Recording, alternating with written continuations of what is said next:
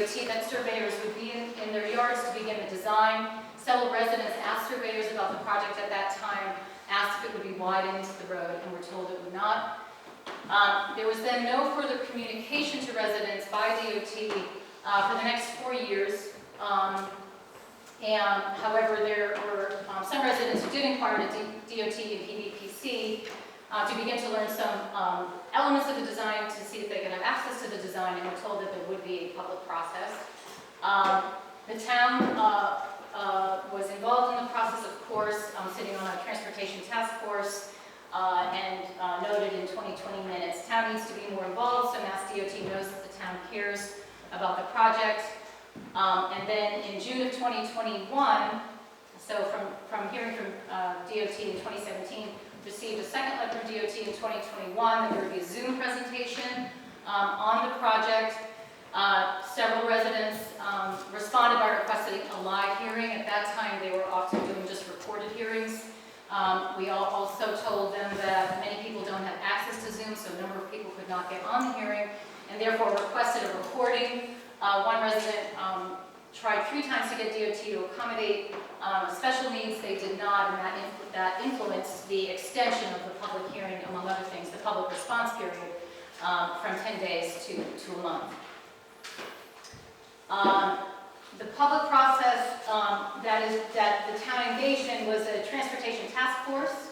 It included state electives, Pioneer Valley Planning Commission, which is the regional commission that puts these projects onto a federal list.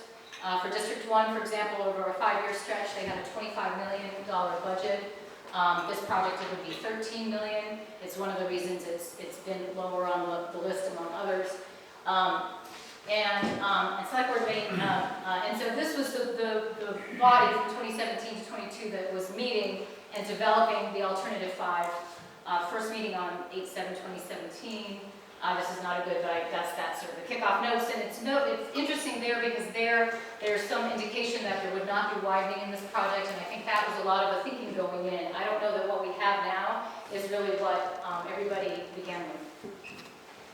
Public outreach, this is again from the Mass Highway Department's development guide. Public outreach is anticipated throughout the project development process to ensure that the project continues to meet its intended purpose, benefits from input, feedback from interested citizens, local and regional groups, elected officials maintain strong support. Public outreach is integrated into every step of the process, of the project development process defined in this chapter. This active participation will ensure a role for the public to help shape the project that emerges from the process. It's particularly important to provide opportunities for public outreach early in the project planning. Some of the consequences of lack of project process, I think, in terms of this public process, and I just want to be clear that I know many people in this room, and I sit on the finance committee, so I understand how much the town does with how little funds it has. I know that there were great staff and board members regularly going to these task force meetings. And in some ways, I think that maybe we should just remind you all that we should be a resource and can be helpful to go door to door and flyer and get people out to meetings and engage more of an early public process before a design like this is presented. But the input on the exceptions of the current design results in a different strategy than assumptions. And that is in particular, I just talked to PVPC today, who says that we can apply for this particular exemption for alternative 4, which we'll talk about. And some of the other filings, there's lack of historic information in the original functional design report, which DOT does. There is crash data claim that is confusing. This is important because the safety claim as a need for this road is very critical. And in the presentation by DOT, it said we had double the crash data of other rural collectors. This road was originally connected with a high street project, so there are questions around that, and bicycle data. Let's just go to some of the justification reports, because that's what I don't have to. So this is some of the crash data. I'm not going to get into it all. I just wanted to show that there is someone on our street has done extensive research on crash data and can present more on that to DOT, which they will do. Go back here. On multimodal in terms of even getting a sense of the pattern of bike use, this is from the report. There's a private engineering firm, Hoyle and Tanner, that did this report on behalf of DOT. The existing paved roadway width is between 22 and 26, average 24.4 during 2017, and an additional July 2019 site visit. There were a few bicycle riders and pedestrians observed using the roadway as a shared use system. In July 2018, 2 bicyclists and 2 pedestrians were witnessed. Due to the lower volume of traffic on the roadway, which is below the 2,000 vehicles per day, remember that a lot of the widenings roads at 10,000, vehicles were able to cross the double yellow center line to avoid these users. While conducting the utility field walk in July 2019, many bicyclists were observed indicating growth in non-motorized use. Again, that's just something that, in terms of lack of real data, and even people who live on the road and could help to give more of a sense of that in the public process, it is in this scope. Cultural resources.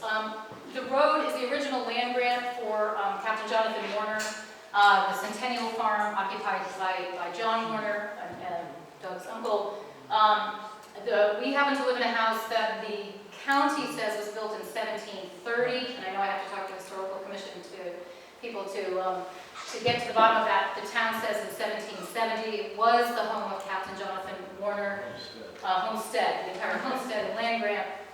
Project review and coordination was initiated with Mass Historical Commission, as well as Williamsburg. Mass Cultural Resource Information of online information was reviewed to provide information on historic properties, and there are different designations for historic properties, but Mass did not identify historic properties or archaeological sites. To date, no response has been received from the Williamsburg Historical Commission. Again, not blaming anybody on the Historical Commission. There's one call from Hoyle and Tanner, you don't return it, but a more robust public process might have opened some of that up earlier. That's the crash data. This is reported by the Chief of Police over 15 years, 13 accidents. It's just important once again because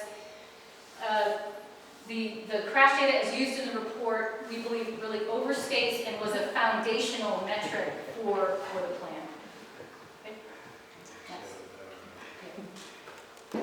Can you go back to that so yeah. I can see it? Yes. That's kind of...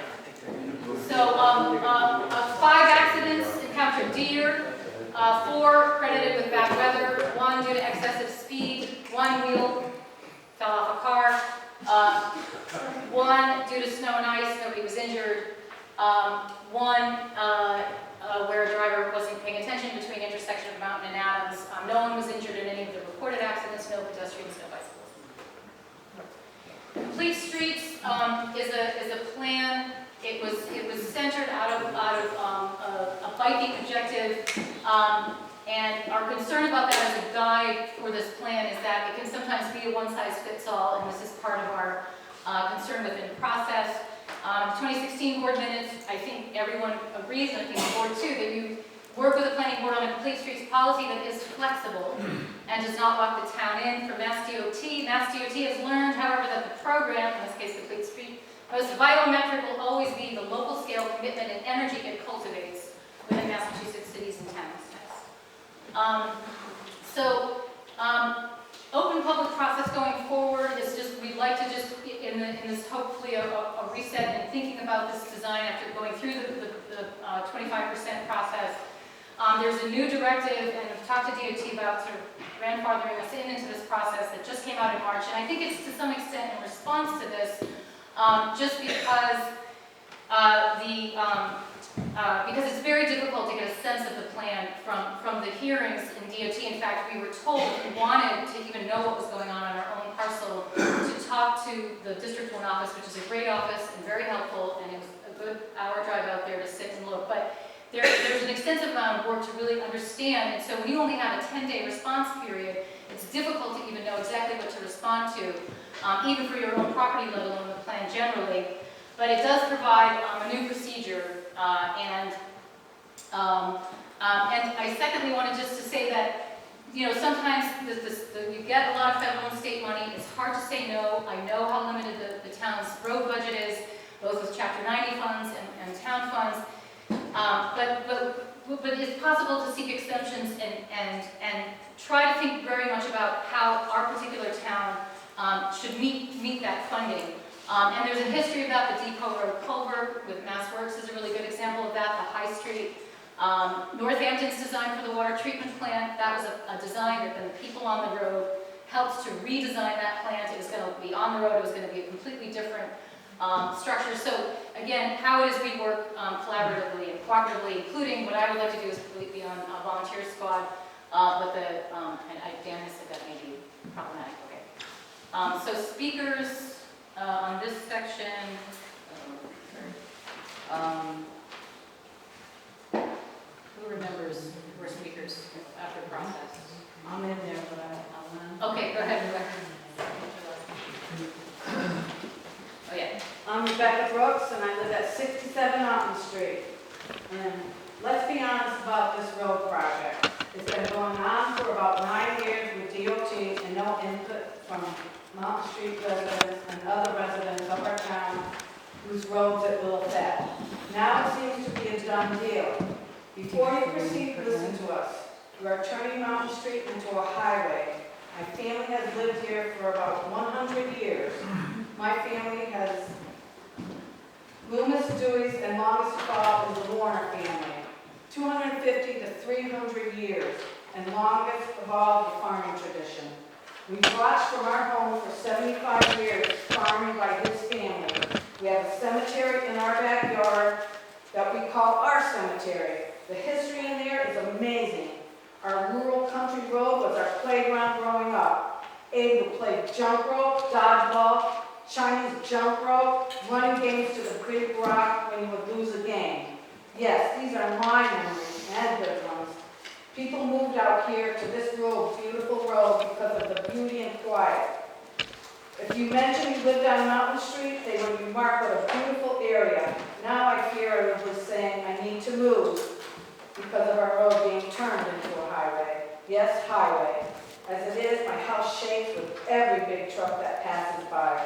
Cars pass other cars in front of my home, going between 50, 60 miles an hour, even though the speed limit is 40 and there's a double solid line. You know why they do it there? Because it's a straight road. Just what DOT wants to do, straighten roads on the curves. You take my trees, that's my only protection from a car out of control. Yes, it concerns me. Don't patronize me by saying cars won't go faster, bike lanes will help bikers, safer for walkers. Please research statistics as we have and protect our beautiful rural Mountain Street. We need you to stand beside us and reject number 5 and work with us for a new plan to keep Mountain Street as Mountain Street is today.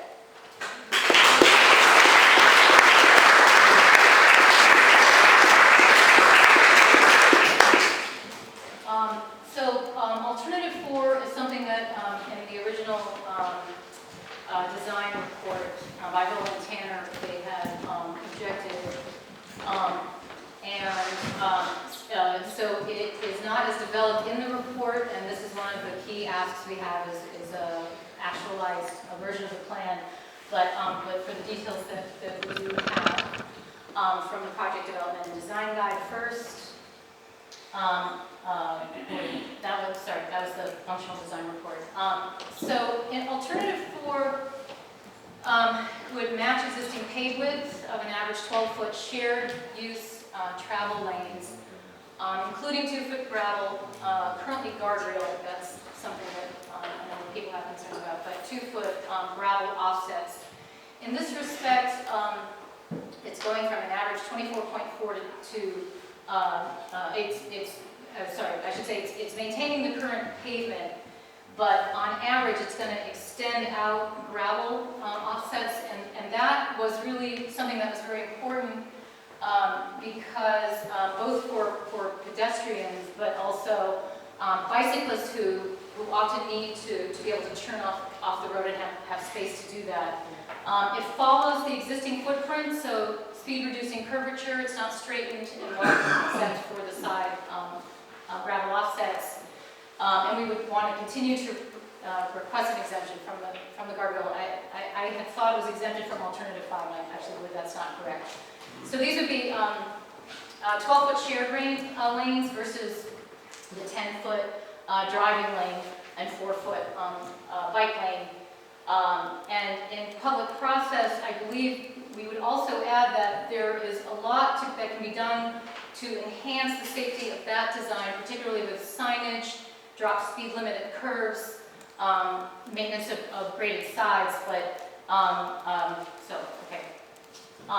so this is what that would look like. In their plan, it has 28 feet total width, but that's an average based on the existing roadway and including the side sections. There are a lot of reduced impacts of alternative 4 compared to alternative 5. With the less widening, there's less of all of the other, especially like the drainage engineering and other impacts that add so much cost into the alternative 5 project. From DOT, there are much more minimal wetland resource impacts rather than the 2,000 square feet of destroyed wetland in alternative 5. There are also much more minimal right-of-way impacts, including the permanent easements, which is something that can obviously save the town a good deal of money and time. There are also minimal stream impacts. There are stream crossings and a lot of over-engineering on streams, and it maintains curvature. I mentioned that, sorry. So reduced footprint, a balanced resident, commuter, cyclist, environmental impacts. The reduced estimate cost is, I think, about half. It's not totally clear because in the report there were older numbers that have since changed, but up to $6 to $8 million versus the $13 million. And again, significantly minimizes the rights of the cost of rights of way. So in this public process that DOT has scheduled for sometime in August to respond back, and a time would be the following for exemptions to alternative 4.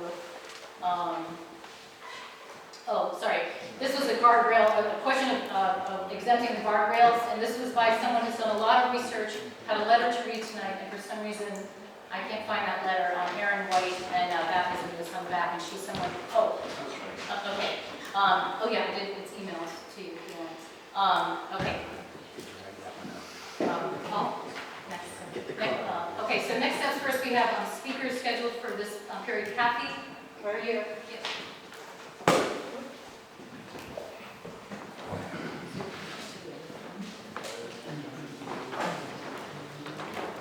And then this is the final section, and then just